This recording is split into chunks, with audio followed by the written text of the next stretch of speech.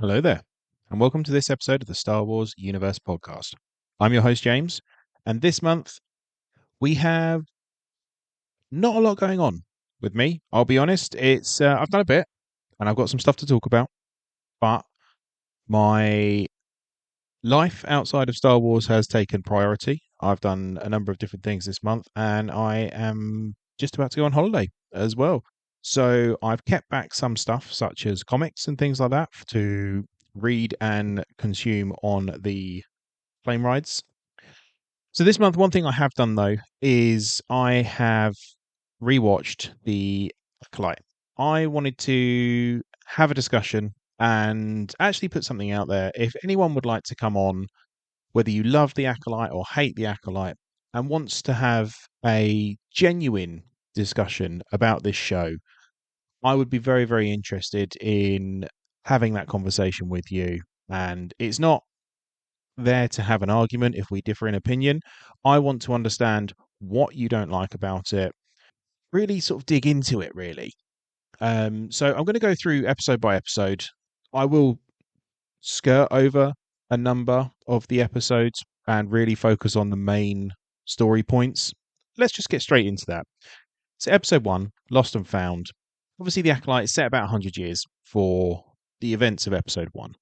So the tail end of the High Republic era, and we are introduced to Jedi Master Indara, who is killed by an assassin. That's the crux of the opening gambit of the episode. This episode really just sets up who everyone is. We meet Master Sol, Master Venestra, Jeki, and Yord.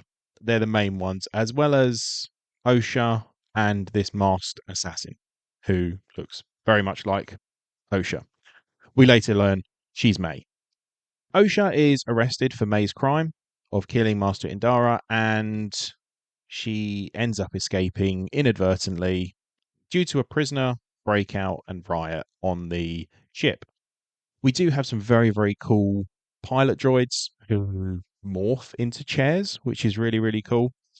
We learn that there is a connection between Sol and Osha, and he's actually the only one who really listens.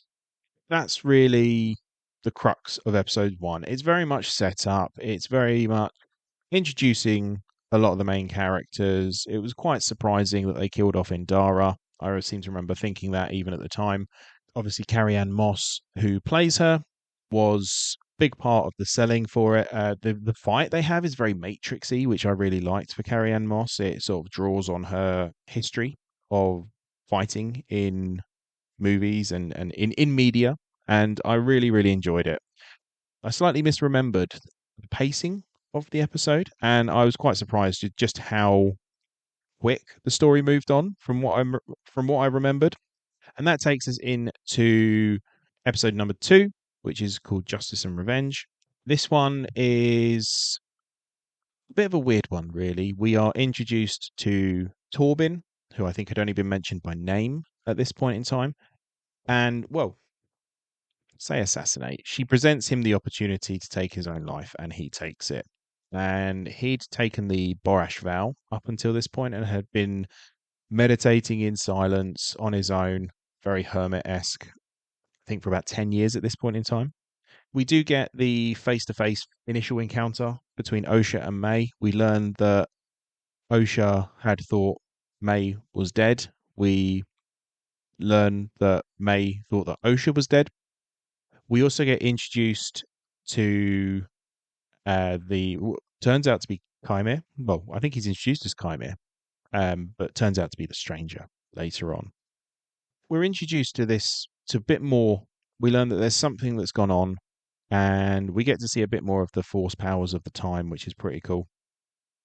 One thing that I really thought was quite clear in the rest of this show, not just these episodes, is how well they differentiated how the twins behave, and actually that is later on discussed or alluded to at the very least as to why they would do that. We learn about Brendok throughout these two episodes, and this is where Osha and May grew up. We don't really learn too much about what they were doing on Brendok, or who they were living with at this point in time. And we also learn that there is an additional Jedi to these four that is being hunted. So we have Indara, Torbin, both of whom have been taken out at this point in time, Sol, and Kelnucker, a Wookiee Jedi. Now, seeing a Wookiee Jedi in live action was so exciting for me. I really, really enjoyed it. I loved Gungi and Buriaga from the Clone Wars and the High Republic, respectively. Really, really cool introduction to characters. Again, though, I seem to recall sitting there during my rewatch thinking this is much faster. This is all happening much faster. And looking at the episode times, they're like 35 minutes each. They're not long, particularly long episodes. And so it kind of makes sense that it has to move at a little bit of speed.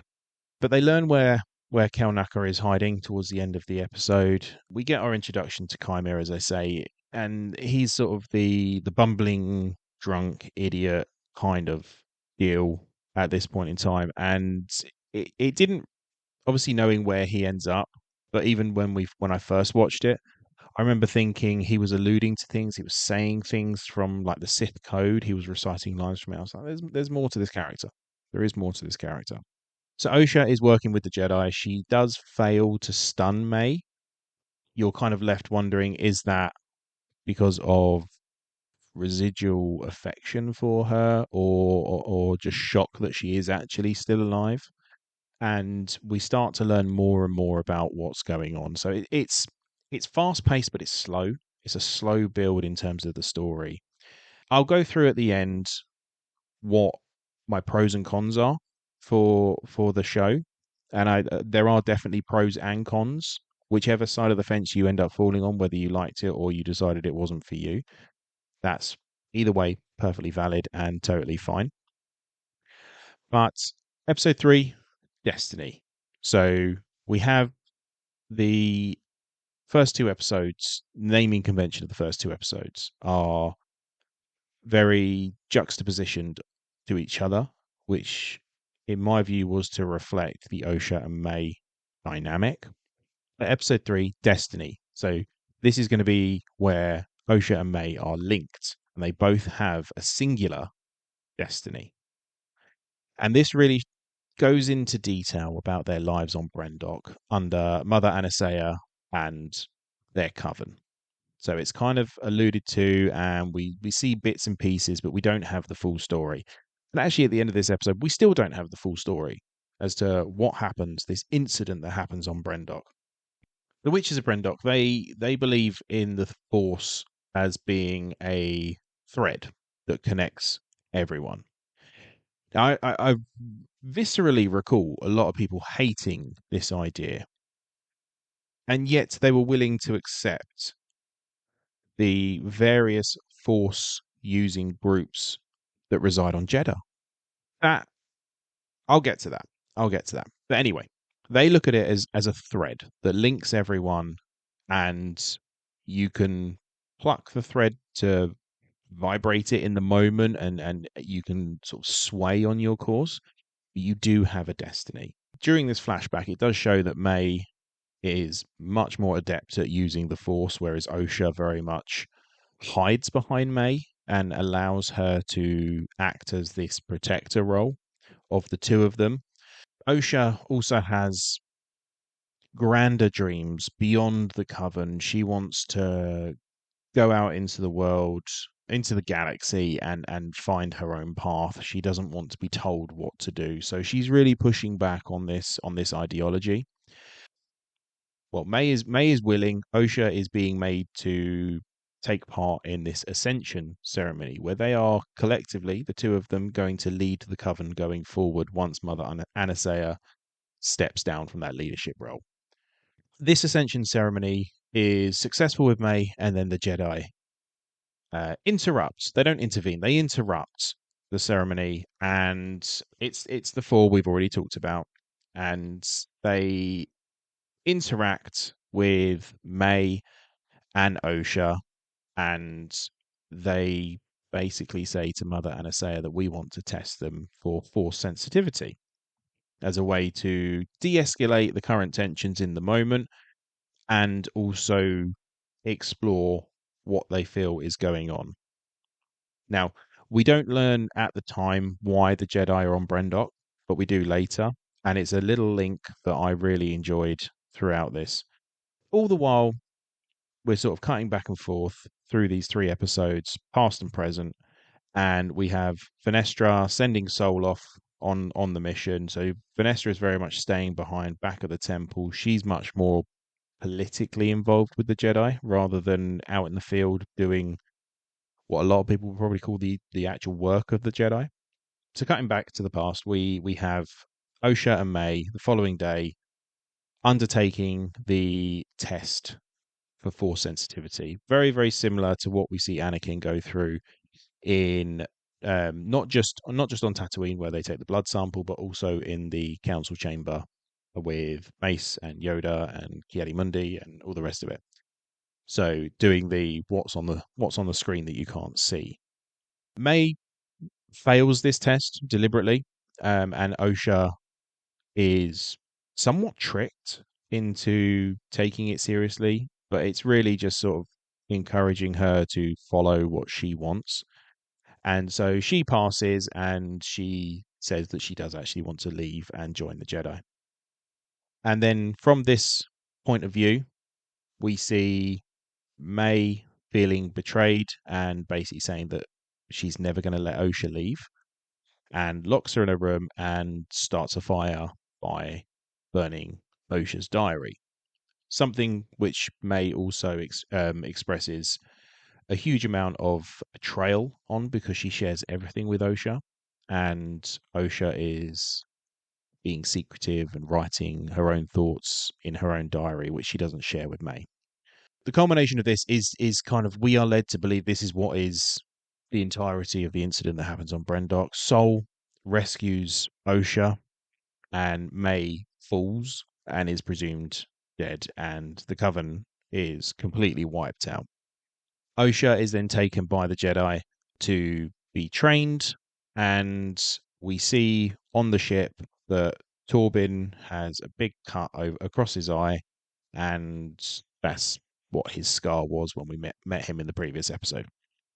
We also see here that May does survive, and that she kind of swears revenge on the Jedi for doing what they did. And so that doesn't quite track with obviously what we've been shown. So again, from a certain point of view, this story has been told to us. Episode number 4 is called Day. And this one very much focuses on Osha and the light side. And this is really sort of the mid-season finale, if it were to be a regular sort of series. It's been building to this moment in the present, and we think we have all the information from the past to elicit an emotional response from us. The Jedi travel to Kofar, mainly to meet up with Kel Nuka, who they think is May's next target, which would make sense. There's only 2 left. One of them is Sol. Might as well go and look for Kel Nuka and make sure he's okay, because we know Sol's okay at this point in time. May and Kymir are on their way to Kofar under the instruction of Kymir, who is, again, playing this bumbling fool of a character, but you can see that why would he know this stuff? And he keeps saying he's being instructed by May's master, but he's just following orders and he's just employed by them, essentially. We get introduced to Basil, who is a Jedi tracker, and he leads them from the landing site on Kofar into the jungle to find Kelnaka, and we have a big group of Jedi. I think there's 7 or 8 of them at this point in time, including Sol, Yord, Jeki, and a couple of others unnamed. They might as well have been wearing red shirts for what we see of them and what we learn about them. But we see as we're going through this forest, follow the Jedi following Basil. You can see Osha is starting to open herself back up to the Force a bit more and be aware of her surroundings through the Force. She inadvertently awakens an Umbra moth, which it's like a woodlouse, a giant woodlouse, which then unfurls itself and it has wings and a tail and things like that. And it's a big, scary insect. So Sol kills the Umbra moth, and because it started attacking them, they realize that they are attracted to light, and so quickly deactivate all the lightsabers and just get on with it to try and get out of this wooded area full of these insects. As we're going through this, we see the two parties on Kofar looking for Kelnaka. It's kind of a bit of a race against the clock. Who's going to get there first? Is May going to struggle with her task because she has heard her master's instructions of kill an enemy without a weapon is to ascend into the next stage of her training. Now, she has taken this selfishly and literally, so she has to kill someone without a weapon. So she's using throwing daggers, and she's stealing weapons from people, and she's used poison, all of which that's how she's taken that instruction. As soon as I heard it, I was like, well, no, surely that is it's the Anakin and the younglings thing. It's the Anakin and the separatist leaders thing, where you're killing an unarmed person. Doesn't matter how you kill them, you are killing an unarmed person who cannot possibly defend themselves against you, and that is what pushes you over the edge. But May has taken this completely selfishly, and she has then got it wrong time and time again because I don't think she's thought about it beyond what she needs to do. It's as I say, completely selfish. And she's starting to struggle with the weight of these tasks, and she ends up bickering with Kaime. She ends up trapping him, setting a trap for him, stringing him up by his ankles, and says that she's had enough. She's leaving her master. She's not going to follow through on this, and she is going to surrender to the Jedi. They then separate, and we cut to May finding Kelnaka's hideout or base. She enters his dwelling and sees that he has been killed with a lightsaber. It's a very clear lightsaber wound, and she then realizes that her master is here. And obviously, as the audience, we can kind of see where this is going, really, in terms of who the stranger is. But it builds and builds and builds, and the fear and intimidation that May exhibits in this moment is really, really good. It is good. As she is in the building, Kelnaka's hideout, we hear Sol and the other Jedi approach and calling out for her to come out with her hands up. And before she does that, the Jedi are confronted, or Osha is confronted by the stranger, as he's known here at this moment in time. And he activates a red lightsaber, which is the first time in this canon timeline that any Jedi would have seen a red lightsaber for many, many years. The episode ends with Osha being discarded more than anything else, using the Force by the stranger. He lifts her up, he pulls her towards him, and flicks her to one side, and then blows a load of dust from the ground and lunges forward. And that's where the episode ends, which is why I was sort of saying it's kind of a mid-season finale trope. Leave it on a cliffhanger. You're desperate for the next episode. The next episode is called Night. The whole of the last episode was set during the day, obviously day and night reflecting light and dark and things like that. So the Jedi were very much in the ascendancy in the last episode. The light is starting to build in May, and this one is set at night and they are encountered by darkness. And the opening of this episode wasn't actually the lightsaber fight. It is elsewhere. So it's Venestra doing her stuff, battling in the political sense of the word, the Senate, and various senators who want a review into the Jedi. It then cuts to, and it's in this period of time, I think we get the appearance of Ki-Adi-Mundi as a much younger Cerulean. It was one of the most contentious parts of the series, the introduction of Ki-Adi-Mundi. I just don't get it. I'll get into it later. I just don't get it, and I'm going to leave it there.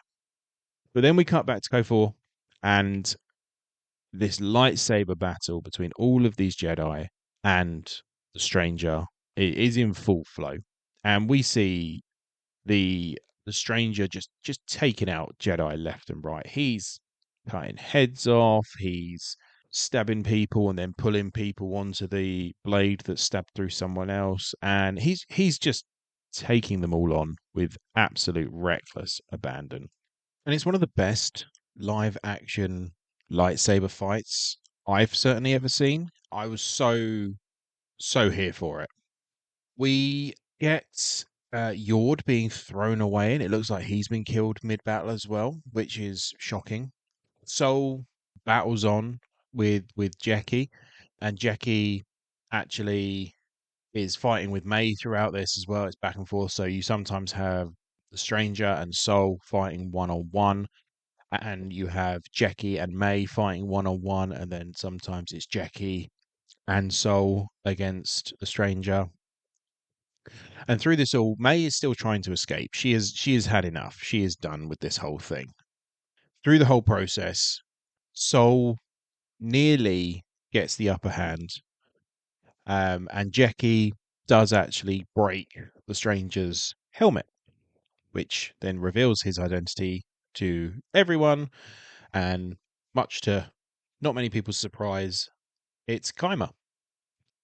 Kyma is revealed to be the Master of May. Osha, who attaches her little pip droid flashlight onto the back of Kymir, who is then swept away by the Umbra Moths, giving them a chance to escape. May is captured in this at the end, and there is sort of a face-off. I'm getting the timeline of this whole episode completely muddled up. There's so much went on in this episode. Kymir escapes from the insect attack, and I can't remember if it's before or after, but he just straight up snaps Yord's neck. In quite possibly, given all of the death in this episode, that was probably the most brutal, because the rest of it's fantasy, isn't it? It's sci-fi, space opera, lightsabers, sword fighting.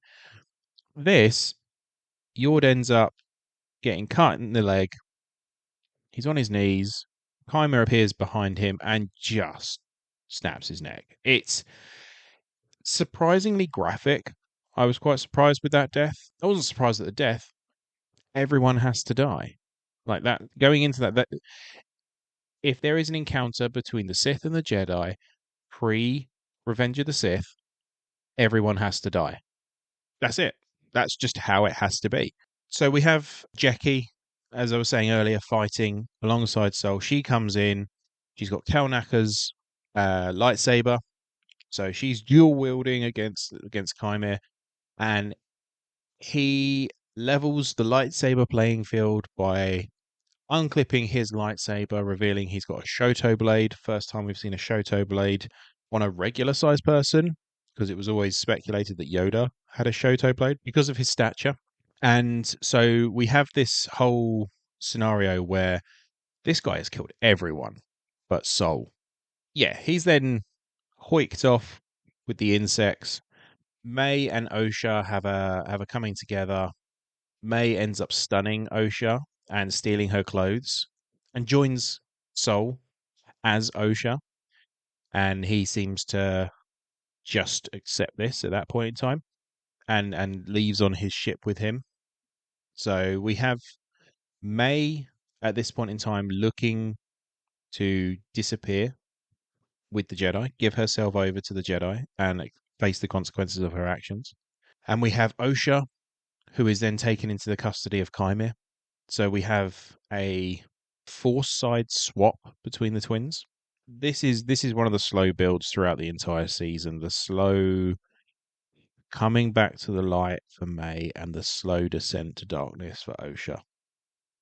There is a brief respite in the fighting where they're trying to figure out who this guy is. His mask is off, and he's explaining to them that he doesn't really have a name, but if he did, the Jedi would probably refer to him as Sith. So we have the word.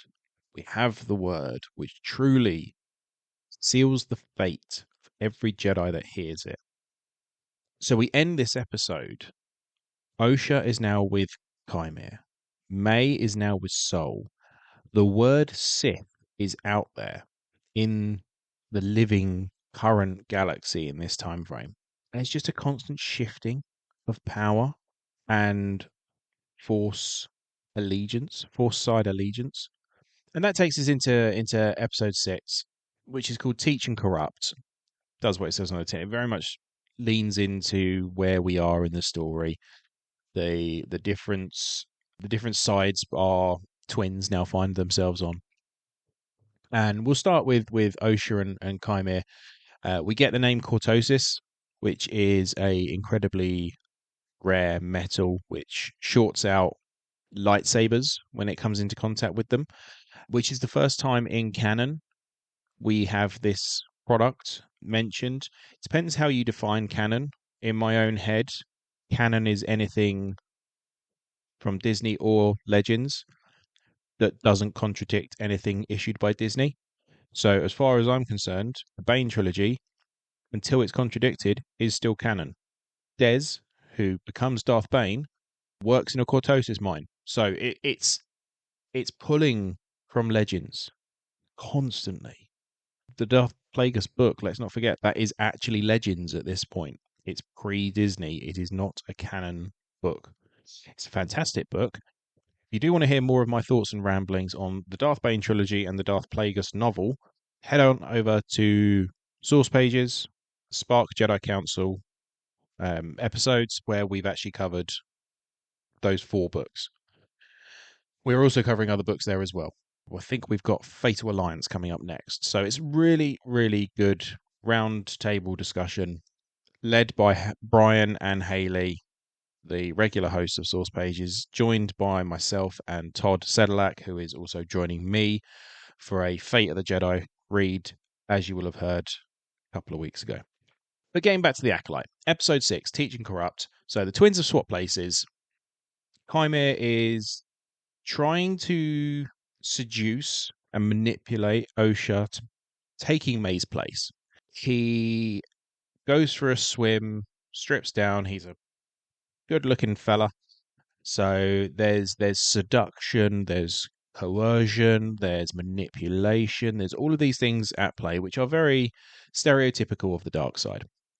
And we see this jagged Y-shaped scar on his back, which Osha identifies as a lightsaber scar, piquing our interest. How did he get this? Was this some sort of training by his master? Has he come up against Jedi before? He admits to being a former Jedi, but he also admits to it being a really long time ago. So he looks young, sort of late 20s, early 30s, age-ish. How old is he? How has the dark side not corrupted his appearance? And he's seducing Osha, or trying to anyway, through his charisma instead of saying, "You will join me." It's well, look over here. We can. It's the whole "come join the dark side. We've got cookies" type thing. It's his charisma is undeniable in this episode. He is a fascinating character. And we get to explore parts of the dark side as well, that from his point of view, which is very, very interesting. We kind of end the episode with him explaining to Osha that his helmet is a sensory deprivation helmet. So when he wears it, and Osha, which he's trying to convince her to put it on, have to rely on the Force, and it strengthens the bond with the Force. And we end the episode with Osha putting it on, and you hear her breathing through the mask, which is chilling more than anything. So on the May side of things and Soul, I'll be honest, this was a bit boring. This bit, they're faffing around on his ship. She's trying to make sure he doesn't find out that she's swapped with Osha. Soul's trying to contact the Jedi Temple. Fragmented bits of the message are going through. His whole team's gone. They don't know why. Venestra is going to set out with a team of Jedi to Kofar to see what's going on, and that's kind of it. It's a bit of a nothing episode on the May and Soul side of things, really. And we move into episode 7 called Choices, which during the flashback we learn why the Jedi are there. They're there because there's a Force Vergence on the planet. The planet was actually affected by the Great Hyperspace Disaster, which was the kickoff event to the High Republic books back in Light of the Jedi from a few years ago. Really, really good series of books. Phenomenal. During this time, the Jedi are trying to figure out why life is back on this planet because it was decimated only 100 or so years prior. They find that this group of witches have undertaken a ritual on the site, and it's led to these twins. When they take the blood samples as part of the Padawan assessment, they realize that they're not twins. They're not just twins. They are the same consciousness split. As soon as they said that, first time watching and on the rewatch, I got a really clear sense that this was one side is light and one side is dark.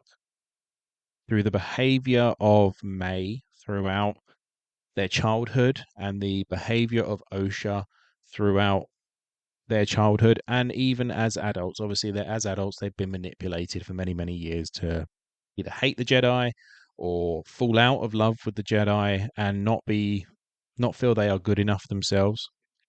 We have this dynamic, this yin and yang of they are part of the same person but split in two. As I say, one good, one bad. And in my view, I pick this up very quickly, and especially given how they're sort of starting to twist and turn, you can't have, as part of a yin and yang, your lightness has to have a darkness. There is a consequence to your action. You cannot have two parts of the same person both being light side. The scales for that person are then tipped. There has to be balance. So I'm looking at it going, right, okay, so we've got May, who is slowly realizing that what she's doing isn't right. And she's slowly coming back to the light. That means the scales have tipped, and Osha has to fall, counteract May's ascent. There has to be one light and one dark. I don't think that this is a particular problem in the wider Star Wars universe in terms of the Anakin story, because this was a ritual that created life. We don't know if there was one baby which they split into two, or if they created twins, one good, one dark. We just don't know that. But what happens with Anakin, again, mentioning Plagueis novel, is not canon. The Force, sensing the arrogance and the overabundance of the light, created or guided, because the Force has a hand in all decisions in the Star Wars universe, guided Sidious, so we're not even 100% sure Plagueis is even his master, Sidious to corrupt Anakin, and even the wording of the prophecy itself. There is a chosen one who will bring balance to the Force. Now, the arrogance of the Jedi means that they think that that will destroy the Sith. That's not balance. It never has been. What happens by the end of Revenge of the Sith? We have two incredibly powerful Sith Lords, a whole bunch of Inquisitors, and we have scattered light side users, Jedi. Force at that point in time is actually in balance. We then have the destruction of the Emperor and Vader, and all the Inquisitors will have died throughout various encounters with the Jedi. And Luke is left standing. What does the Force do? Corrupts Kylo. Now, that's the canon events. And it all starts with this moment here. As far as canon, there's a whole wide range of beautiful stories out there in Legends. So, back to episode 7. We have the discovery of this Vergence. They report it back to the council. The council says, no, you're not going to get involved. Do not touch the twins. Sol disagrees because he feels a Force connection to Osha, and Torbin disagrees and disobeys because he just wants to go home. I really don't like Torbin, but I'll get into the characters and their arcs shortly. Coral, who is the sort of right hand woman of Mother Anastasia, who actually carried the twins, is like hyping May up, and she accidentally creates a fire, which is what destroys the building that the Coven are living in. Mother Anastasia is trying to calm everything down, but when threatened, she starts to perform some magic, always spelt with a K in Star Wars, transforming herself into some sort of shadowy apparition entity type thing. Sol is witnessing this, doesn't understand what's happening, and responds by sticking a lightsaber in her gut and killing her. So that is one of the inciting incidences for May's hatred of not just the Jedi as a whole, but Sol in particular. She witnesses this. Torbin and Sol, who are the ones who have run off to go and get the twins after they were returned to the witches following the Padawan assessment. They end up fighting a whole load of witches, and Sol runs off to find Osha. Sol has the choice to continue to try and save both twins who are stuck on opposite sides of a bridge. The level of visual and verbal allusions to balance here are incredible. And Sol chooses to let May fall. He chooses to save Osha because of his attachment, which goes against the Jedi Code. Indara and Kalnaka arrive on the scene, and they agree to that because everyone else has died or being presumed dead, they're going to cover it up and blame the starting of the fire on May and the deaths of everyone else on May as well because she set the fire. Osha is going to travel to Coruscant to train with Sol. It kind of ends there. The episode kind of ends there, and it's a lot. It is a bombardment of information. For me, it might even be a little bit too late in the season. You shouldn't be bombarding your audience with this crucial information, even if it is a little bit of a reveal, in my view, in the penultimate episode. That's not good storytelling.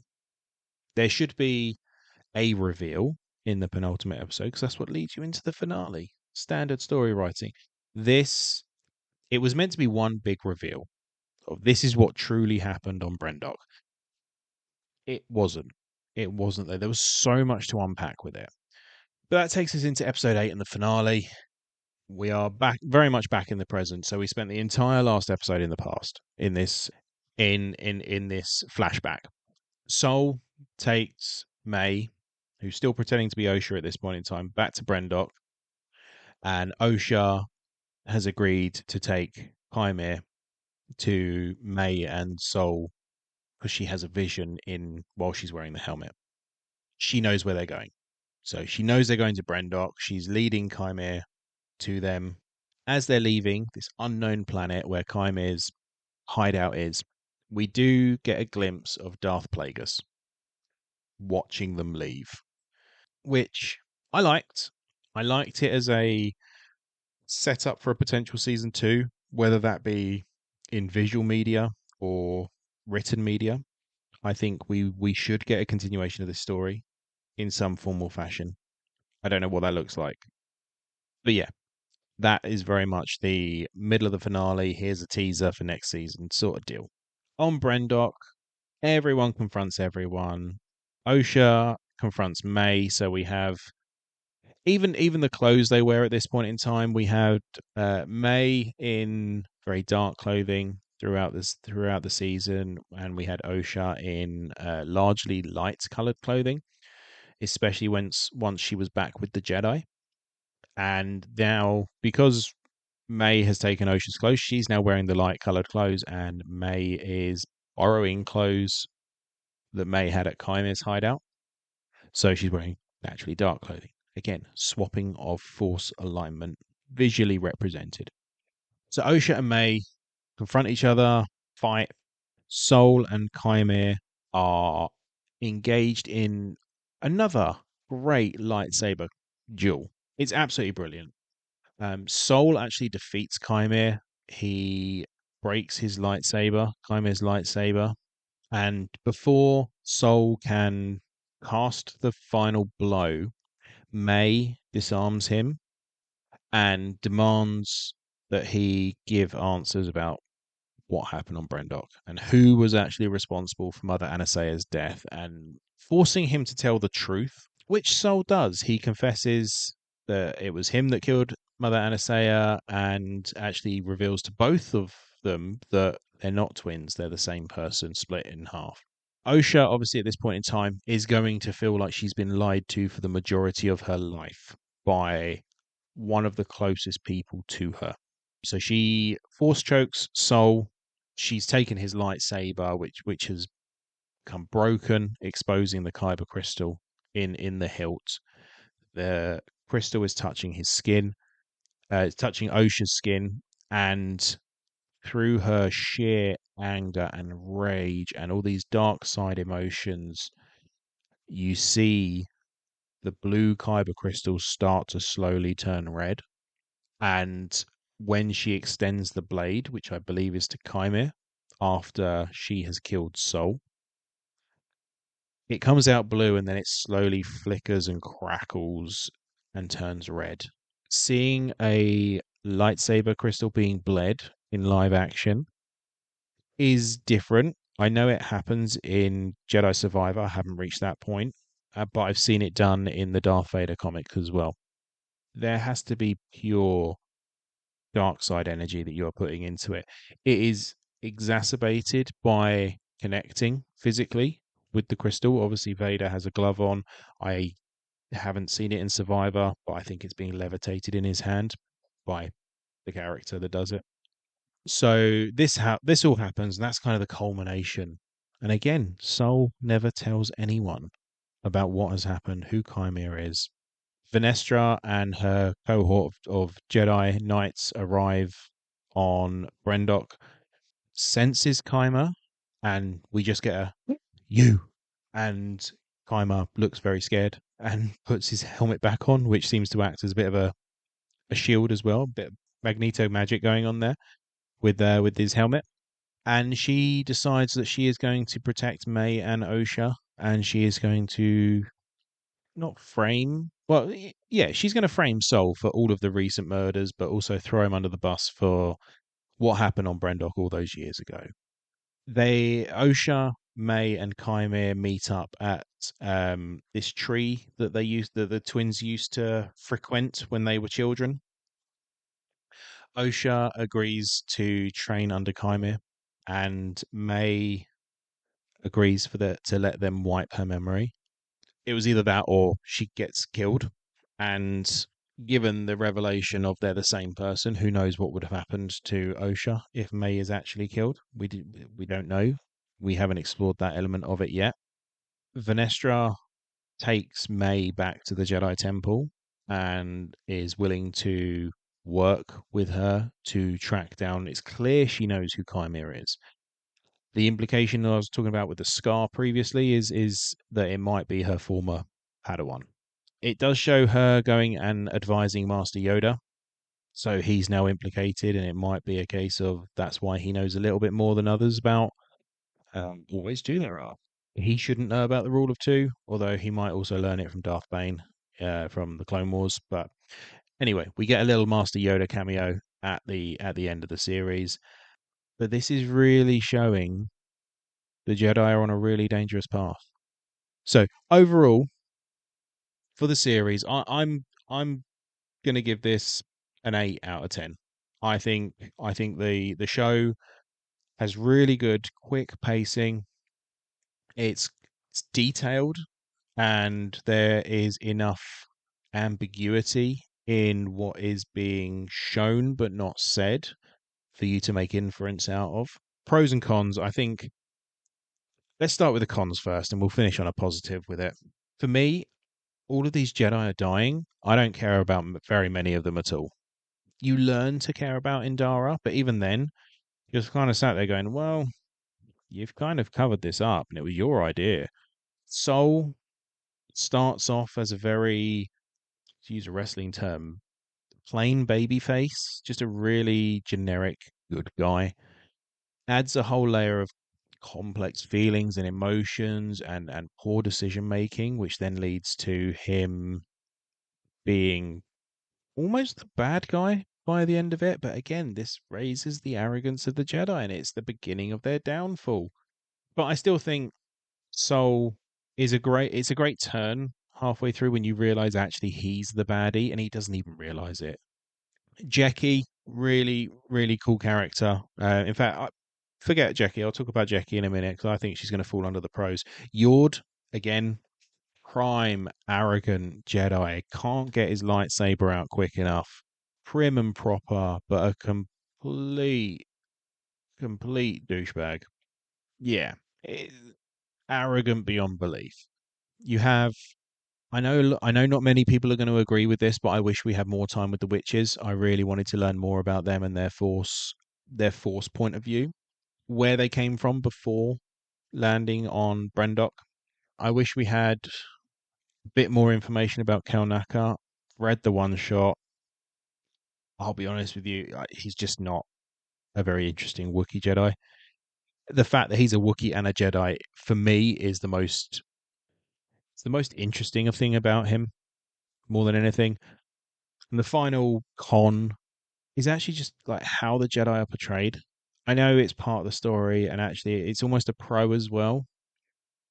But for me, the Jedi are good guys, and I don't want grey.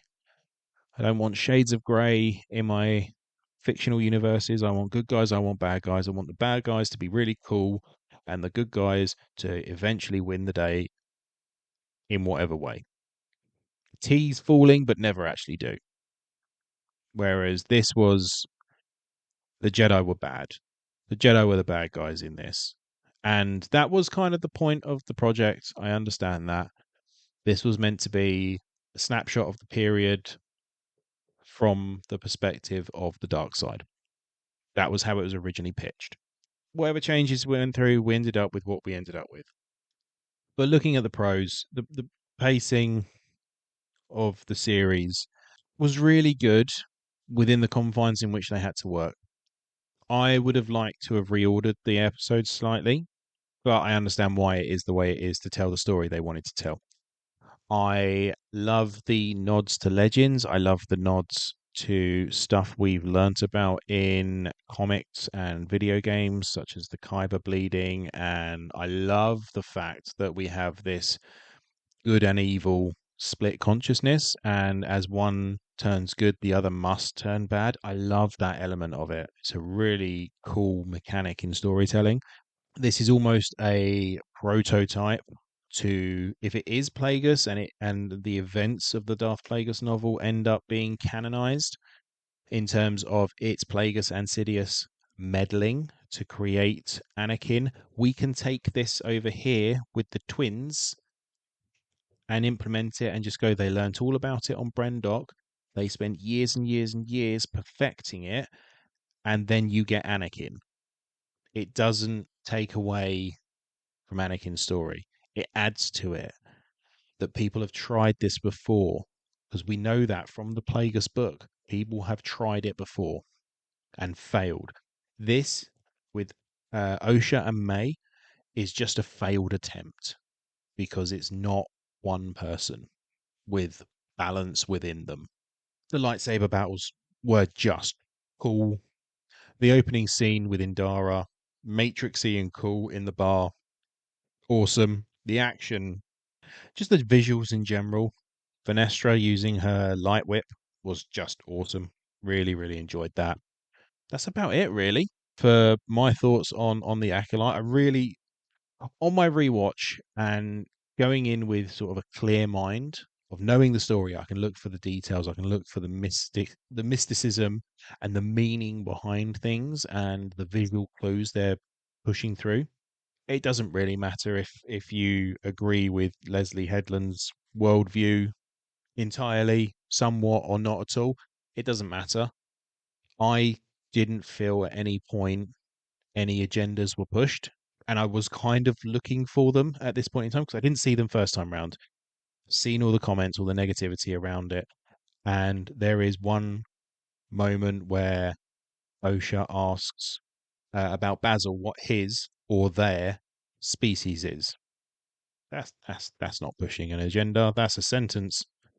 That's caring for your fellow sentient being, is it not? Don't get it. Don't get that argument in the slightest. But as I said at the top, if you want to come on and have a conversation with me about the Acolyte, I've explained my points of view. I've explained where I sit on liking, disliking.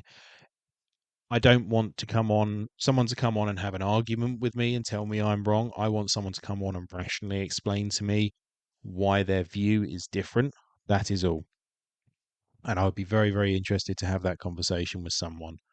But now we're going to turn our attention to what else has been going on for me in Star Wars this last month. So we're going to start, as we always do, with games and Star Wars Galaxy of Heroes. So I have Keller and Beck, Beskar Armored Mando, and Paz Vizsla all at Relic 7. This is in my quest for Bo-Katan of Mandalore unlock. I have IG-12 and Grogu at Relic 2. He needs to go to Relic 7, and then I can go after Bo-Katan. Really, really looking forward to getting that done. I did have to pause my relicking for a period of time because one of the dark side clones became available on a Cantina node, which is where you get your relic material from. And so I focused on that for about a week. I am working at all of my executor requirements are now at relic 1. So it's just relic levels for the executor now. So that'll be on the train going once I've finished my IG-12 and Grogu Relic 7 journey. I'm working on the Clone Wars version of the Y-Wing Starfighter, which is the ship I need to go after Lord Vader, who is going to be my next galactic legend. Although saying that, the work I'm doing on the Dark Side clones is also going to lead me into Master Mace Windu and also the newly announced galactic legend Hondo Anaka. And whether he's good or bad, I love Hondo. I really do. One of my favorite characters. I absolutely love him. So Vader will be one of my next GLs, but and probably my next one because there's a lot less to do in terms of what I've got going on for Hondo. But yeah, it's a busy time. It's a busy time. We've just had a huge update in the game where they've changed a whole lot, and we are, as a player base, looking around, talking, going, what does this mean going forward? What's coming? Because it's the 10-year anniversary of Star Wars Galaxy of Heroes this year, which is a huge achievement.